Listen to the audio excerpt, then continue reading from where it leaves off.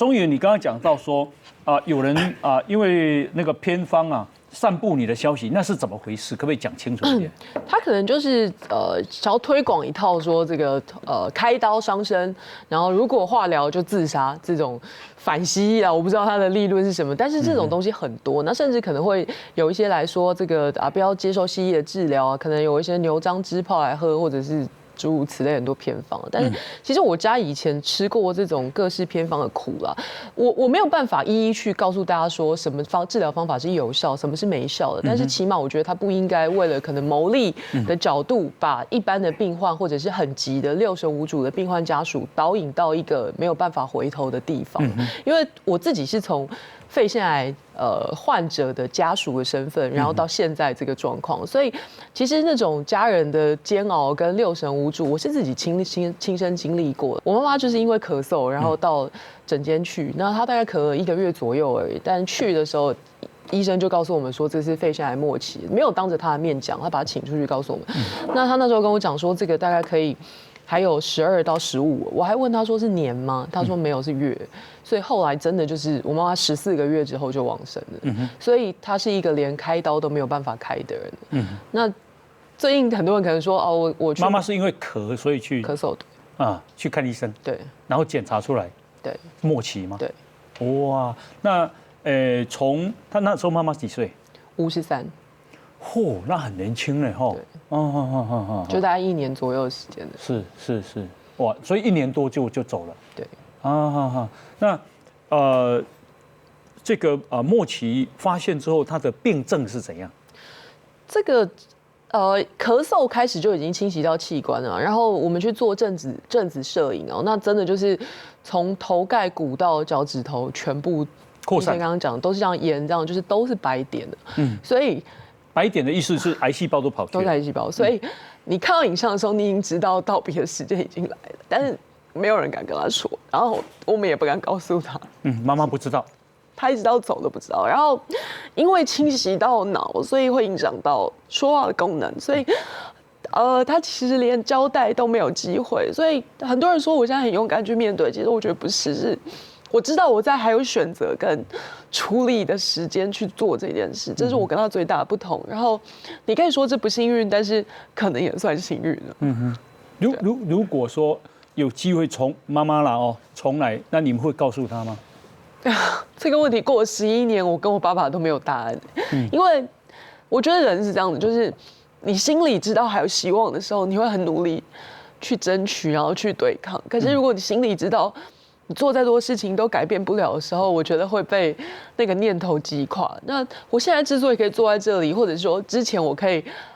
按部就班的把手术的时间排好，是因为我相信现在的医术可以带我通往一个开完刀之后回到常轨人生的可能。所以在阿哥刚刚的问题说有没有写遗书，其实我想了很多次，但是一直到开刀前一个晚上，我最后还是没有写，因为我相信我一定会活着走出来，然后我会好好的继续生活下去。所以到最后其实我没有写，但是有想。当然会想啊，我可能甚至每天开车走路都已经在想里面的内容，或者是我要写给谁，然后我要交代什么事，但是到最后那一个晚上没有付诸实行，就是我一个人坐在我在病房，但是我没有提前2天住院嘛。对，那我决定我要非常有把握，就是我就是会活着出来。我想这个老天爷也老实讲有保佑了那你讲说你去想过那想过写的遗书的内容，想写什么？因为我会想到我妈妈的状况，然后可能跟爸爸还有很多话还没说，然后跟小孩很小，我不知道。小孩6岁我失去妈妈的时候，其实我25岁已经不算小孩，可是一直到现在过了11年了，我觉得这件事情对我来讲一直都没有结束，就是每一年他忌日来的时候，然后特别是我自己遇到这个状况的时候，我觉得对我来说是一个煎熬。但是我一开始我这阵子体重掉很多，但是不完全不是因为生病的关系，是心理的因素。然后因为我一开始很怕让我爸知道这件事，因为我爸过世其实过世11年了，可是我觉得对我家人的冲击一直没有过去。那我怕再加上我的原因之后，会让我爸非常没有办法接受，然后他年纪很大，所以这是我觉得比生病本身让我觉得更难熬的事情，就是我其实想不太到底应该怎么告诉他们这样。对。那后来是怎么告诉爸爸？后来其实我弟就是不小心脱口而出这样子，然后也算帮我解决了一个问题，这样。然后我觉得要让他安心的方法就是他知道他很震惊，然后他一整天在家里哭，不敢跟我联络。那爸爸哭了，他一直都是这样。那我觉得我的方法就是我写了一封很长的讯息，然后我告诉他说我发生的状况的过程，然后我找了谁来做主治医师，然后我打算怎么做，然后我预计术后会是怎么样的状况，就是条列式的，尽量把它写得非常。你说不带那种情绪的字，就是我非常的像是医嘱这样子告诉他我的计划，然后我传给他，让我跟他说，我觉得我有把握，应该没有问题。对。哇，真的呢，我觉得你跟妈妈感情跟爸爸感情很好。我觉得我们算是关系还蛮紧密的那种。然后在遇到我妈妈得肺腺癌之前，我觉得人生就死亡这件事离我们太遥远了，就是我就是那种无忧无虑，那时候还可能在议会当助理，然后就是像一般20几岁的女生这样，死亡这件事情是很遥远的事，但是没有想到它突然就来了，而且那个12到15居然是月，不是年。我觉得那是我人生可能活到25岁最震撼的事情。然后因为清洗掉脑，所以他大概几个月之后就失语，然后就失去所有的功能，就是其实你也不知道他躺在那里，他知不知道你来，所以肺腺癌在我们全家人里面。就是这么可怕的画面，对啊。好，那慧文阿姨是怎么了？她其实也是一个我们很震惊的一个状况哦，因为我阿姨，我印象中那时候，其实她的症状只有咳嗽，然后她是在一次运动之后回家之后，发现她咳嗽，以为是着凉了，想说是感冒，就去诊所看，拿了大概吃了2次的药，2回合的药，就觉得没有改善，然后就去当地的区域医院。一照片子，医生说你这不行，赶快去大医院。就大医院马上就确诊4期，而且有转移到脑。对，然后那个时间点呢，因为我想刚刚我们一直提到说，对于女性来讲，这个是一个很大的杀手。确实也是因为你在无形中你会没有办法料到自己有这个状况，而且大部分又都是妈妈的角色。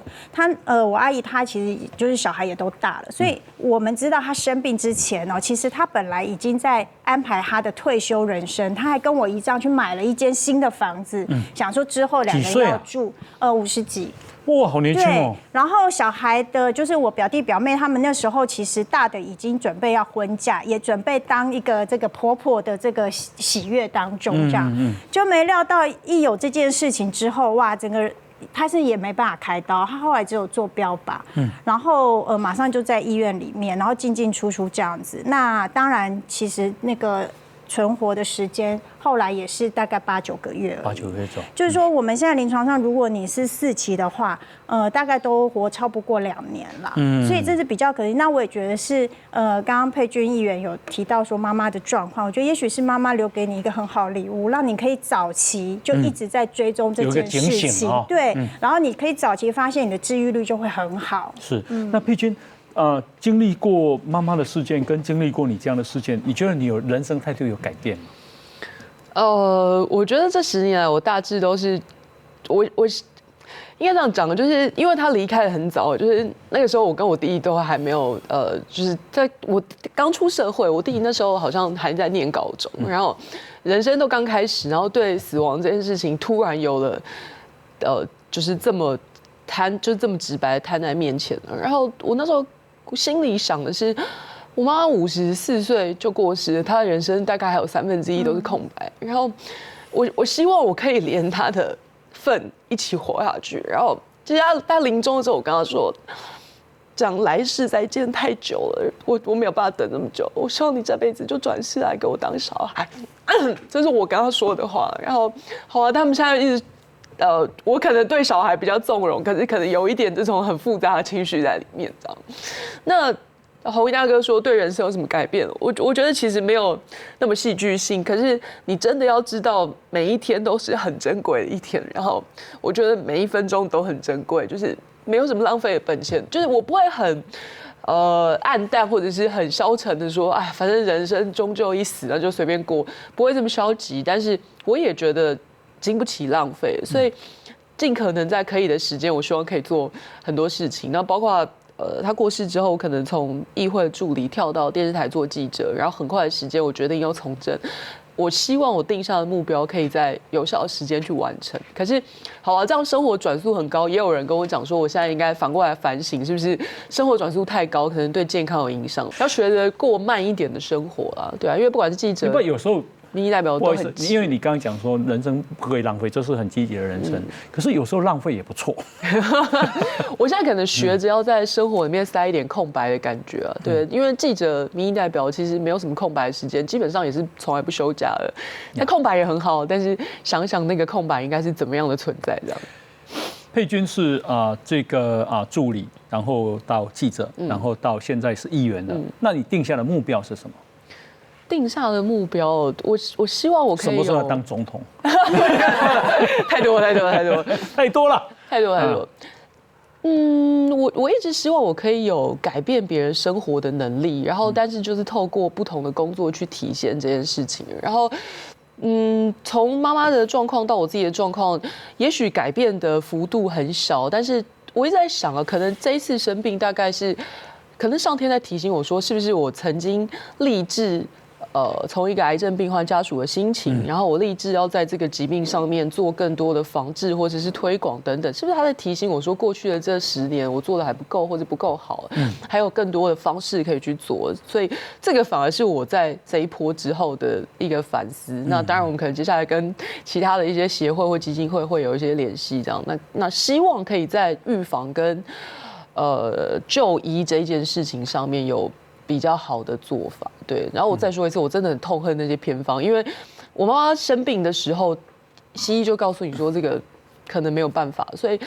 就很多人会介绍你去各种地方，那真的是散尽家财，然后但是命也救不回来。那在那个过程当中，每一次都是一个希望，可是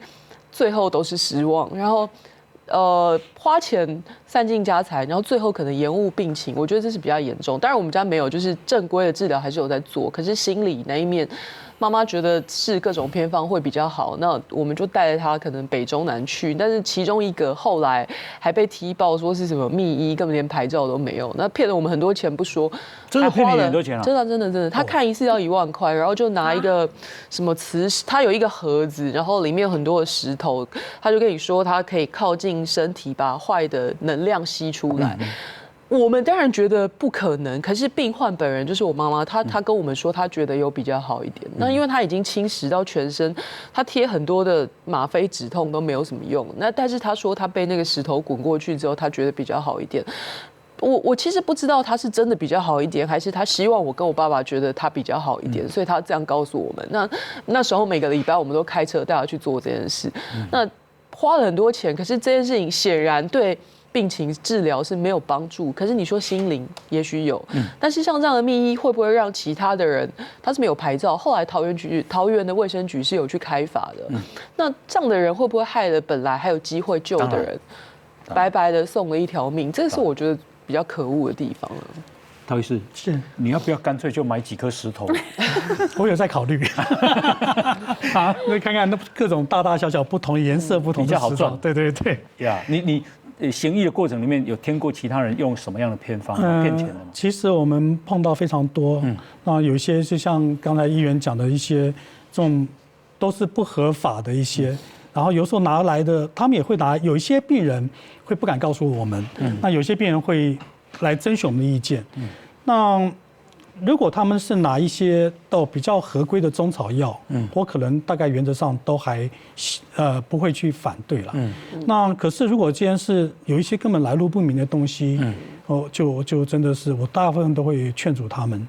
就之前有一段时间很有名的，大概10年前有一段时间很有名，叫天仙1号吧。还有一个什么天仙1号，对，还有一个什么有一个那种他们那个大豆提炼的，对，都是提炼。那病人随便这样都是从就是进口对岸过来的，然后随便一买都是几万块哇！然后到后来那病人大概基本上结果也都一样。天仙1号怎么卖？他那个就是一罐一罐，然后一个疗程好像都是喝下去都是几万块到10几万。对，就非常夸张的。是。